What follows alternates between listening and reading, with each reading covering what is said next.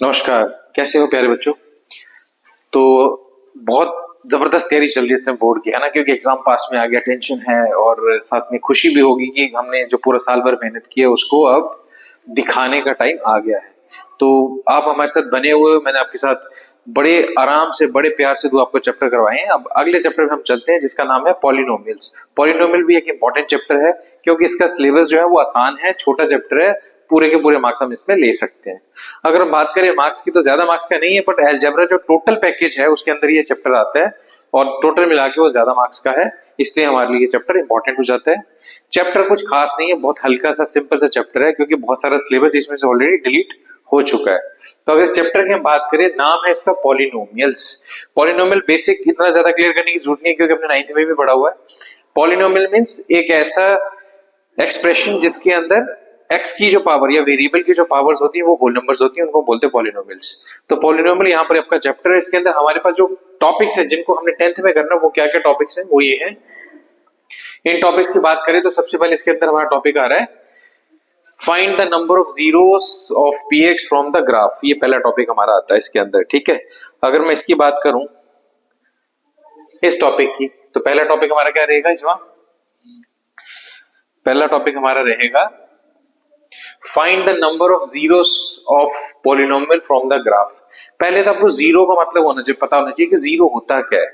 कोई भी polynomial expression, चाहे वो एक्स में हो, वाई में, जेड हो, किसी भी वेरिएबल में हो, उसमें एक्स की वो वैल्यू जिससे पूरा ही एक्सप्रेशन इक्वल टू जीरो हो जाए उसको हम बोलते हैं जीरो ऑफ द पॉलिनोमियल। या फिर ये बोल सकते हैं जिसमें वैल्यू डालने पे पॉलिनोमियल के दोनों साइड जो है, राइट हैंड साइड और लेफ्ट हैंड साइड, इक्वल हो जाए, उसको हम बोलते हैं जीरो ऑफ द पॉलिनोमियल। मतलब जीरो एक ऐसी वैल्यू है उस वेरिएबल की जो पूरी इक्वेशन को दोनों साइड पे इक्वल कर देती है, तो that is known as polynomial. या फिर पॉलिनोमियल की वैल्यू को जीरो कर देती है, उसको हम बोलेंगे जीरो ऑफ द पॉलिनोमियल। तो पहला जो आपका क्वेश्चन रहेंगे वो किस पे रहेंगे? ग्राफ के ऊपर।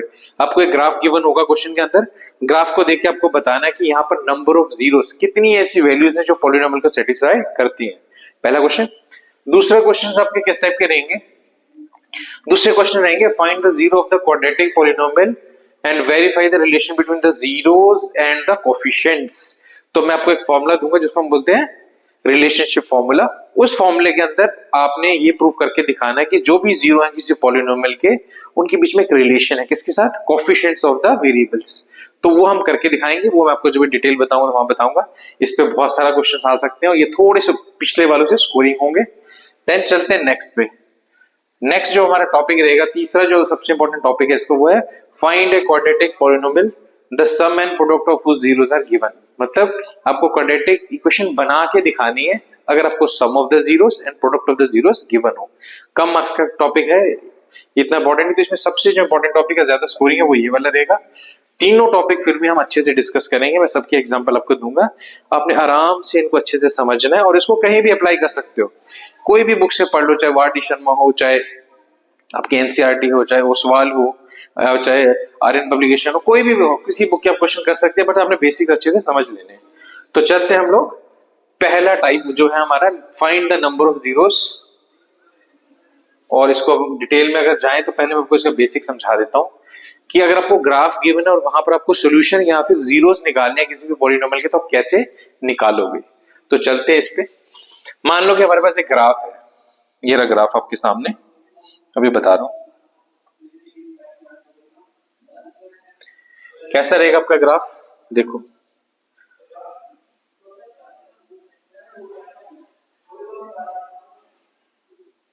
ऐसे ग्राफ है आपके सामने, ये एक्स एक्सिस और वाई एक्सिस है। मान लो कोई भी ग्राफ आपके पास ऐसे करके जा रहा है, ऐसे करके एक हमारे पास पॉलिनोमियल का ग्राफ पास कर जाता है। तो फाइंड करने हैं नंबर ऑफ जीरोस इस ग्राफ से। तो अगर हम देखेंगे ना यहाँ पर, तो ये जो आपके पास ग्राफ है ये एक्स एक्सिस को कहां कहां टच कर रहा है? एक तो इस पॉइंट पे, मैं जरा कलर चेंज करके दिखाता हूं आपको। एक तो इस पॉइंट पे टच कर रहा है, दूसरा इस पॉइंट पे और तीसरा इस पॉइंट पे। तो ये जो ग्राफ है हमारा, जब ऊपर जा रहा है नीचे जा रहा है, तो ये एक्स एक्सिस को 3 पॉइंट्स पे कट कर रहा है। तो जितने पॉइंट्स पे ये कट करेगा एक्स एक्सिस को, वही आपके नंबर ऑफ जीरोस हो जाएंगे। तो इस क्वेश्चन में नंबर ऑफ जीरोस कितने हो जाएंगे आपके? Number of zeros is equal to 3। हम ये बोल सकते हैं कि नंबर ऑफ जीरोस यहाँ कितने? 3 है। इजी है। कोई भी गिवन पॉलिनोमियल का ग्राफ एक्स एक्सिस को कितने पॉइंट्स में, कितनी जगह पे टच करता है या वहां से कट होके निकलता है एक्स एक्सिस से, नंबर ऑफ वो वाले पॉइंट जो आपने गिन लेने हैं, वही आपके नंबर ऑफ जीरो हो जाएंगे। बहुत इजी क्वेश्चन है। अगर इसमें आप एक और क्वेश्चन देखना चाहते हैं वो भी दिखा सकता हूं आपको। वो कैसा रहेगा, मान लो कि आपके पास ये ग्राफ है, ग्राफ में आप कलर चेंज कर देते हैं, ऐसे करके ग्राफ आ रहा है आपके पास, ये आपका एक ग्राफ है। तो क्वेश्चन आएगा find the number of zeros from the graph. तो अगर मेरे को कोई बोले कितने यहाँ पर जीरोस है तो मैं कैसे ढूंढूंगा, देखूंगा ग्राफ एक्स एक्सिस को कितनी जगह पे टच कर रहा है। एक तो यहाँ पर टच कर रहा है, दूसरा यहाँ पर, तो ये 2 पॉइंट है जहां पर वो टच कर रहा है, तो हम बोलेंगे नंबर ऑफ जीरोस इसके कितने हो जाएंगे, 2। तो इसका आंसर हो जाएगा 2। एक नंबर का क्वेश्चन है, बहुत सिंपल क्वेश्चन है। Just you have to see the graph and find at how many points the graph touches the x-axis. The number of the points is equal to number of the zeros. बहुत simple है। Then हम चलते हैं आगे की तरफ। जो main part है हमारा, वो मेन पार्ट हमें क्या कहता है, उसी पे हम डिटेल करने वाले हैं। इसको अपने बड़े आराम से समझना, इंपॉर्टेंट टॉपिक है आपके लिए। क्वेश्चन है find the zeros of the quadratic polynomial and verify the relationship between the zeros and the coefficient. पहले तो याद रखो कि आपके सिलेबस में क्वाड्रेटिक पॉलिनोमियल है, तो किसी भी क्वाड्रेटिक पॉलिनोमियल की जो जनरल फॉर्म है उसको हम कैसे लिख सकते हैं, ax square plus bx plus c। इस टाइप का पॉलिनोमियल होता है। abc coefficient of the variables है और x क्या है यहाँ पर, वेरिएबल। x स्क्वायर का कोएफिशिएंट a रहेगा, x का कोएफिशिएंट b रहेगा और जो कांस्टेंट टर्म है वो c रहेगी। तो abc और यहाँ पर जो जीरोस है उनके बीच में क्या रिलेशन है, तो मान लेते हैं यहाँ पर आपने पहले तो ये देखना होता है कि कितने जीरोस हैं। तो जो भी x की मैक्सिमम पावर होती है, ठीक है, मतलब डिग्री ऑफ द पॉलिनोमियल, तो डिग्री ऑफ पॉलिनोमियल के बराबर ही जीरो होते हैं। तो यहाँ पर जो क्वाड्रेटिक की आपके पास पॉलिनोमियल दिया है, इसमें डिग्री कितनी है, 2। तो 2, इसका मतलब नंबर ऑफ जीरोस कितने रहेंगे यहाँ पर, 2।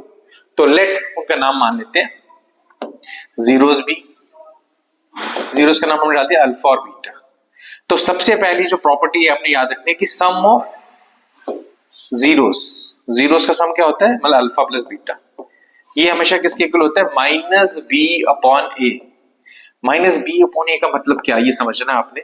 माइनस बी अपॉन ए का मतलब है कि जो भी कोएफिशिएंट होगा x का डिवाइडेड बाय जो भी कोएफिशिएंट होगा x स्क्वायर का, उनको डिवाइड करना है, लेकिन ये वाला कोएफिशिएंट ऊपर वाला नेगेटिव रहेगा। ये रिलेशनशिप रहेगी कोएफिशिएंट्स और जीरोस के बीच में। ये पहला इंपॉर्टेंट टॉपिक है जो अपने अच्छे से याद कर लेना है। इसका कोई इलाज नहीं है, ये आपके लिए हथियार है ना। अगर आप एक सिपाही है तो बिना हथियारों का आप कुछ नहीं कर सकते। तो ये पहला हथियार है जो आपको इन क्वेश्चंस को टैकल करने में काम आएगा। देन हम चलते हैं दूसरा, एक और आपके पास हिंट है, वो क्या है, प्रोडक्ट ऑफ जीरोस। अगर 2 हमारे पास जीरो है तो उनका प्रोडक्ट क्या रहेगा,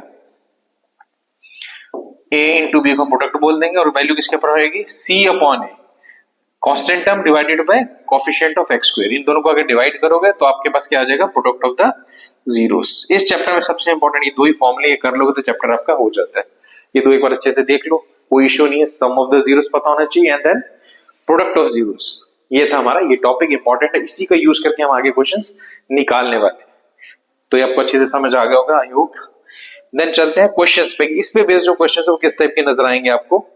तो पहला क्वेश्चन इसमें ये रहा। क्या क्वेश्चन है हमारा, क्वेश्चन ये कह रहा है कि आपको जीरोस फाइंड करने, find the zeros of the polynomial. ये पॉलिनोमियल दिया हुआ है, ठीक है। ये टॉपिक कहां का है, अपने 9th में पढ़ा हुआ है। किसी भी क्वाड्रेटिक पॉलिनोमियल के जीरोस निकालना कैसे निकालते हैं, स्प्लिटिंग मिडिल टर्म या डायरेक्ट क्वाड्रेटिक फॉर्मूला से। वो निकाल के आपने फिर बाद में रिलेशनशिप भी वेरीफाई करनी है। तो 2 टॉपिक है आपके पास, पहले तो आप जीरोस फाइंड करो, देन उनके बीच में क्या रिलेशनशिप है कोएफिशिएंट्स के साथ, वो फाइंड करनी है आपको।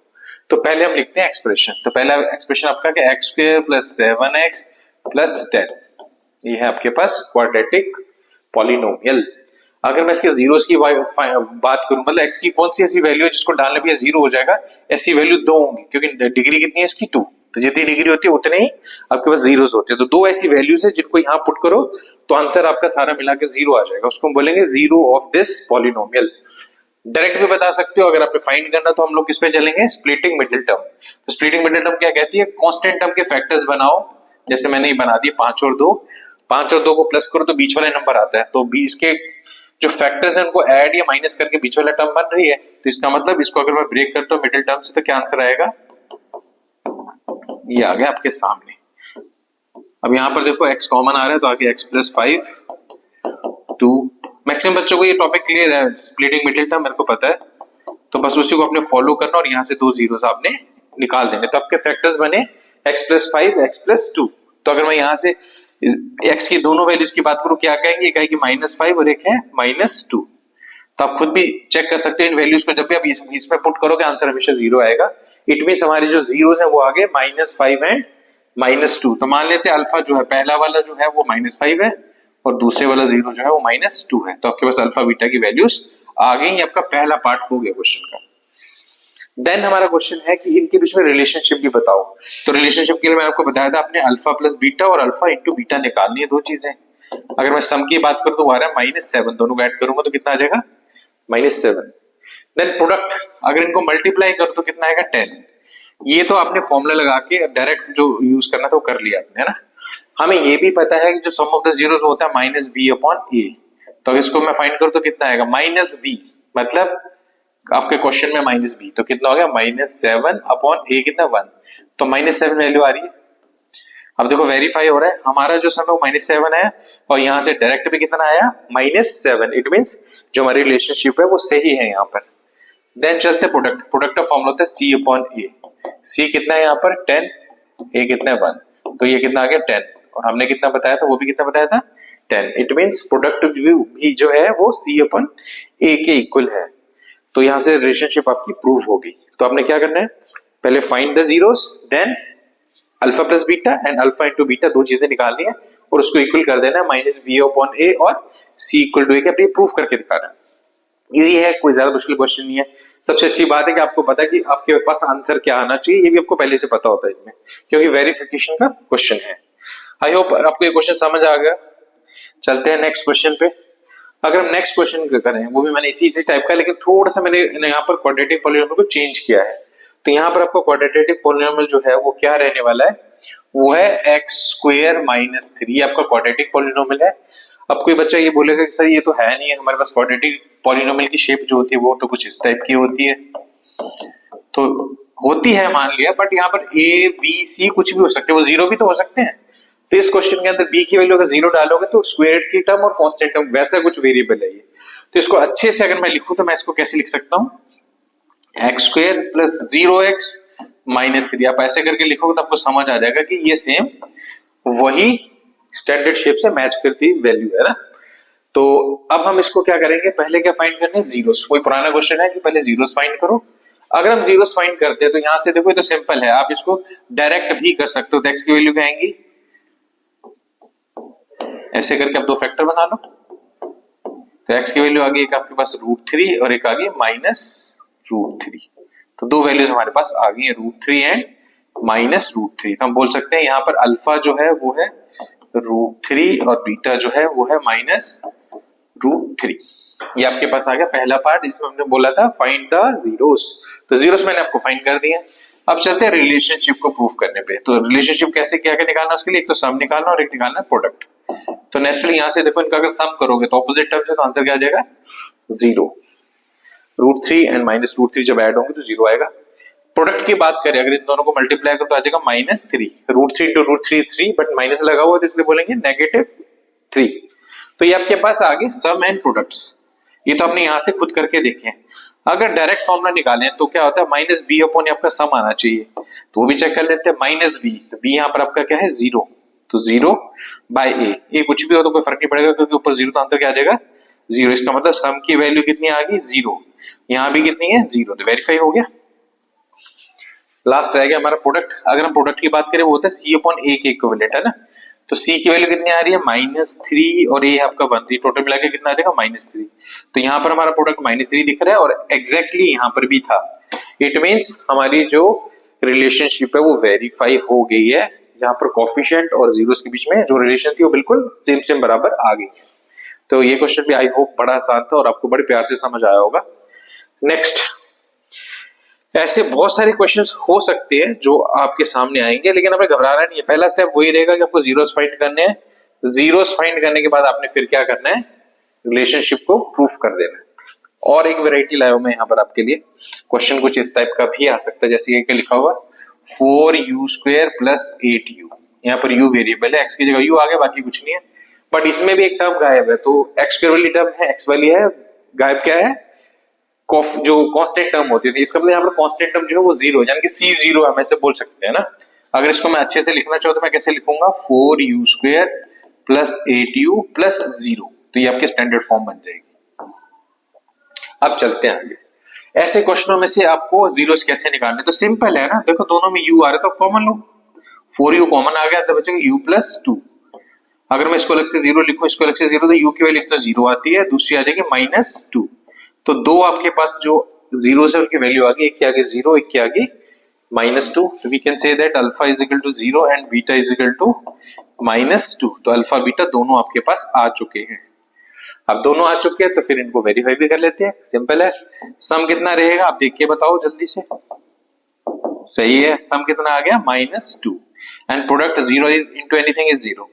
तो आपके पास सम भी आ गया, प्रोडक्ट भी आ गया। अगर सम और प्रोडक्ट की मैं बात करूं यहाँ पर ना, तो सेम आप डायरेक्ट भी निकाल सकते हो। सम कितना आना चाहिए आपके पास -b/a, तो b कितना है यहाँ पर देखो, कितना है अभी -8, a कितना है 4, कट होके कितना आ जाएगा -2।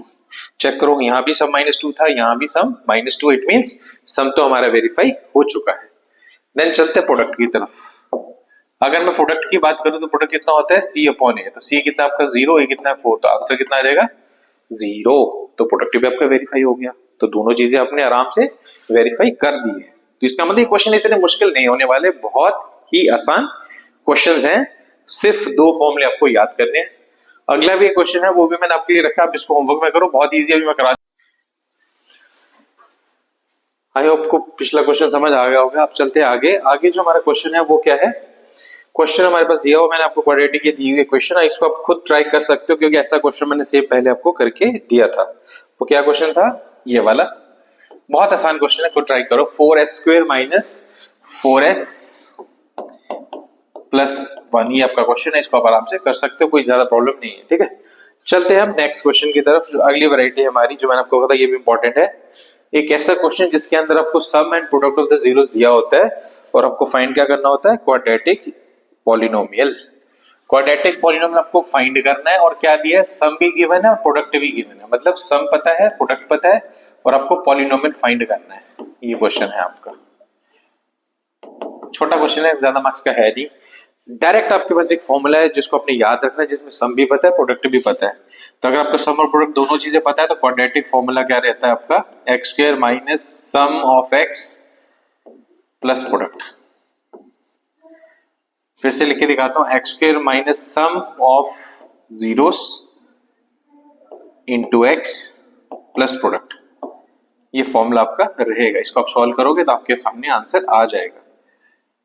अच्छे से याद कर लो, x² minus sum x plus product, ये आपका हो जाएगा क्वाड्रेटिक पॉलिनोमियल।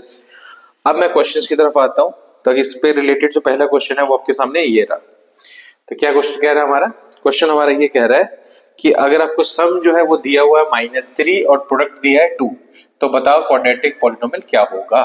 तो पहले क्वाड्रेटिक फॉर्मूला लिख लेते हैं ना, बहुत आसान है, x² minus sum x plus product, ये आपके पास क्वाड्रेटिक फॉर्मूला है। अगर मैं इसकी बात करूं, इसमें आप वैल्यू डाल दो, सम आपको कितना दिया हुआ है यहाँ पर 3, प्रोडक्ट कितना दिया हुआ है 2, डाल दो, x² माइनस सम है -3 इंटू x प्लस प्रोडक्ट है 2, तो क्या हो जाएगा आपके पास quadratic polynomial, minus minus plus हो जाएगा +2, ये आपके पास आ गया क्वाड्रेटिक पॉलिनोमियल। बहुत ही इजी क्वेश्चन है, सम और प्रोडक्ट पता होना चाहिए, या फिर केवल सम और प्रोडक्ट नहीं पता होता, आपको दोनों जीरोस पता होते हैं, अल्फा पता है, बीटा पता है, तो सम कौन नहीं करना, सिंपल अल्फा प्लस बीटा करो, प्लस करोगे तो सम आ जाएगा, उनको मल्टीप्लाई करोगे तो प्रोडक्ट आ जाएगा। तो एक स्टेप बढ़ सकता है हमारा, केवल सम हमें खुद निकालना पड़ता है, प्रोडक्ट हमें खुद निकालना पड़ता है। फॉर्मूला बट आपके पास है, अपने फॉर्मूला लगाना और आंसर निकाल लेना है, कोई ज्यादा मुश्किल क्वेश्चन नहीं है। इसी से मिलते जुलते और क्या क्वेश्चन हो सकते हैं, ये है आपके सामने, ये क्वेश्चन भी हो सकते हैं, मैंने 2-3 वैरायटीज में मिक्स कर दिए। देखो आपका सम, जैसे इसने कहा कि आपको सम और प्रोडक्ट अगर दिए हैं और क्या निकालना है, क्वाड्रेटिक पॉलिनोमियल, तो सम आपका ये है, प्रोडक्ट ये है। पहले यहां से अपने ध्यान से पढ़ लेना कि आपको पहले सम लिखा है, फिर प्रोडक्ट लिखा है, उसके बाद मैक्सिमम के क्या वर्ड आते हैं, रिस्पेक्टिवली। रिस्पेक्टिवली का मतलब होता है जो पहले लिखा वो पहले वाली चीज, जो बाद में लिखी वो बाद में। तो पहले सम लिखा तो सम ये रहा, प्रोडक्ट आपका ये रहा।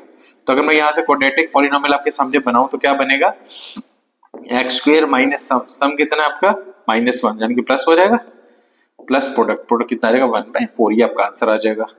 अगर इसको रैशनलाइज करना चाहो तो 4 से मल्टीप्लाई कर देना, आपका आंसर ये भी हो सकता है। ये दोनों ही आंसर आपके ठीक है, कोई प्रॉब्लम नहीं है, दोनों में मार्क्स फुल मिलेंगे, तो आप किसी भी तरीके से कर सकते हो।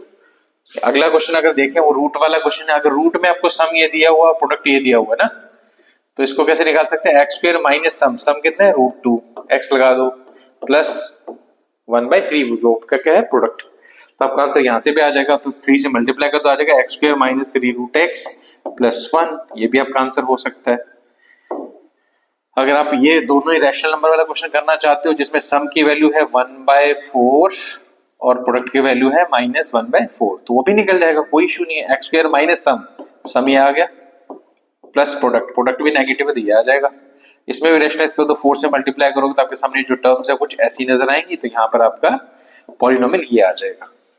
इन शॉर्ट कहने का मतलब है कोई भी क्वेश्चन हो बड़े आराम से आप कर सकते हो। इस क्वेश्चन में मार्क्स ना कटना वो आपकी बेवकूफी हो सकती है, आपकी नासमझी हो सकती है, वरना यहाँ मार्क्स नहीं कटने वाले। तो जितने भी इसके अंदर टॉपिक थे, 3 टॉपिक थे, तीनों को मैंने बड़े आराम से आपको समझाया है। सबसे आसान चैप्टर में से एक चैप्टर है, सिर्फ हाफ एन आवर इस पे लगाओगे तो फुल मार्क्स आपके बनेंगे, कहीं नहीं जाने वाले मार्क्स। तो आई होप आप भी इसको जल्दी से रिवाइज करके इस चैप्टर को अपने जो दिमाग में रखा होगा कि ये चैप्टर में रहता है उसमें से क्रॉस करके साइड पे करो। फुल मार्क्स है इसमें, अच्छे से आधा घंटा लगाना अपने और कुछ नहीं है। मिलता हूं आपको नेक्स्ट वीडियो में अगले चैप्टर के साथ।